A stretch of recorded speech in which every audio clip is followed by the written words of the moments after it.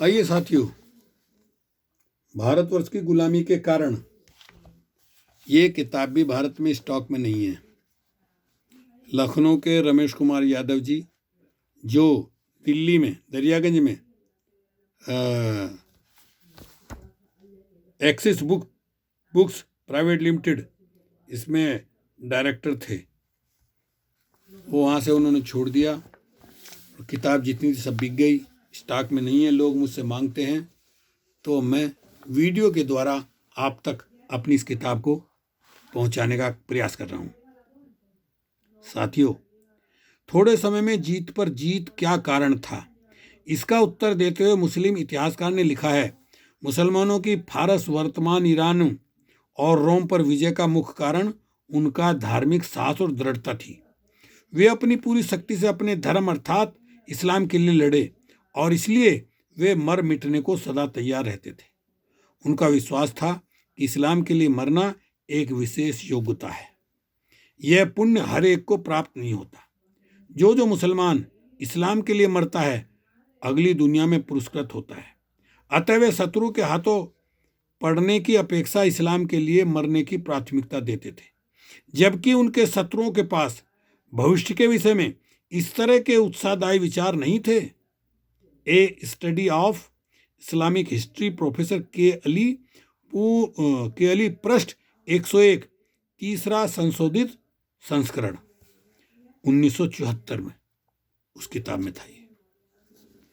तो 1527 ईस्वी में जब राणा सांगा की शक्ति के विषय में तरह तरह की कहानियां और मुसलमानों की पराजय के विषय में मोहम्मद शरीफ ज्योतिषी की भविष्यवाणी सुनकर बाबर की सेना का मनोबल गिर गया था, तब इस्लाम से प्रेरणा पाकर ही हिम्मत तोड़ चुकी सेना ने 10 घंटे की लड़ाई में ही राणा सांगा को मैदान से भगाकर जान बचाने को मजबूर कर दिया था और विजय प्राप्त की थी।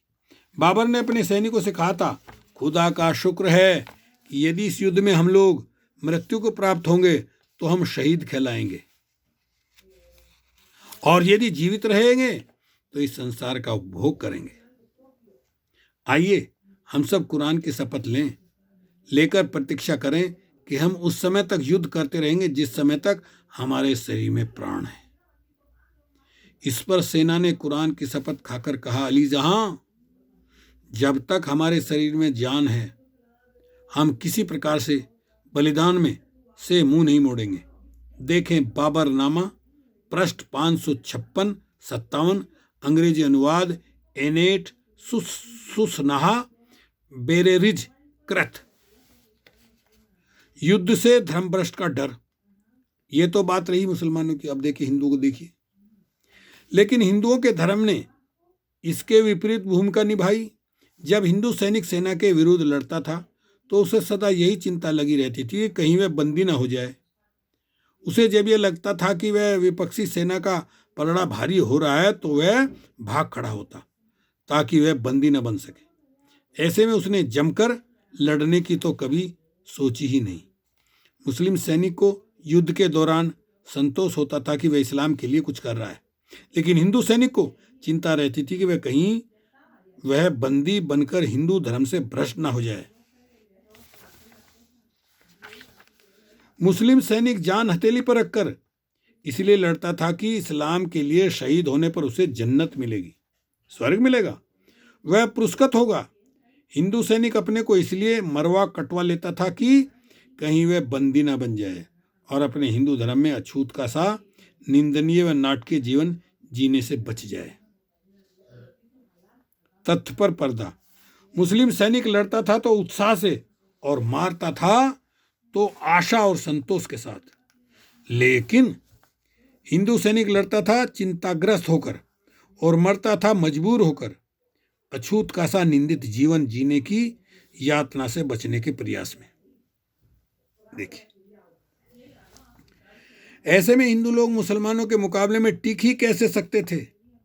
आज इस कटु सत्य पर पर्दा डालने के प्रयास में कई लोग इस अप्रिय घटनाक्रम पर मुलम्मा चढ़ाकर यह बताना चाह रहे हैं कि हिंदुओं ने कभी कोई कमी उठाना छोड़ी थी, वे बड़ी बहादुरी से लड़ते रहे और बाकी सब कुछ ठीक था।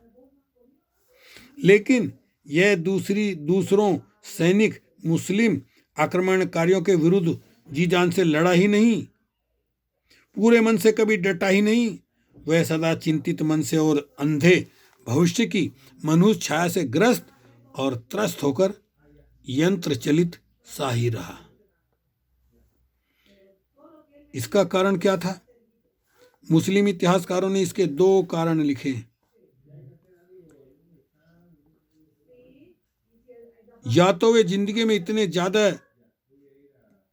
से इतने ज्यादा चिपटे हुए थे कि शहीद की मौत मरने की उनमें इच्छा ही नहीं थी, या उन्हें यह ज्ञात हो जाता था कि हिंदू धर्म झूठा और पतनकारी है। हमारा कहना है कि वे दोनों कारण एकदम गलत हैं। हिंदू को न तो जीवन की ललक थी और न ही हिंदू धर्म पर अविश्वास। आत्मा की अजर अमर मानने वाले और धर्म के लिए, स्वर्ग प्राप्ति के लिए काशी आदि में आत्महत्या करने वाले हिंदू को जीवन के मोहने मैदान से भागने को नहीं उकसाया। उसके धर्म के प्रति अविश्वास की तो कल्पना ही नहीं की जा सकती। उसे यदि किसी ने मैदान से भागने को विवश किया तो वो था उसका हिंदू धर्म पर दृढ़ विश्वास। बात कुछ अटपटी सी लगती है लेकिन बिल्कुल सच्ची कि हिंदू सैनिक हिंदू धर्म के प्रति विश्वास के कारण टूटा। दुनिया में सब जगह युद्धबंदी शत्रु के यहां से वापस आता है तो उस देश के लोग, उसके मित्र और परिचित लोग, यहां तक कि अपरिचित भी उसका स्वागत करते हैं, पर प्रसन्न होते हैं और बाहें फैलाकर उसे गले से लगाते हैं। लेकिन हिंदू धर्म का कहना है कि जो भी विधर्मियों अर्थात मुसलमानों की कैद में रह ले वह अभी अपवित्र हो जाता है। देखिए, न उसके हाथ से कोई खाएगा, न उसके हाथ से कोई रोटी बेटी का रिश्ता संबंध रखेगा। उसे जातिच्युत और जाति बहिष्कृत होकर उपेक्षित, घृणित एवं निंदनीय जीवन जीना होगा। इस लोहमर्शक अंधे भविष्य की कल्पना मात्र से हिंदू सैनिक के पसीने छूट जाते थे और यह या तो मैदान से भाग खड़ा होता था या अपने को गाजर मूली की तरह कटवाकर छुटकारा पा लेता था। जो इन दोनों में असफल हो जाने के बाद बंदी बना लिया जाता था, वह जानता था कि यदि कभी वह छूट भी गया तो समाज का उसके साथ कैसा व्यवहार होगा।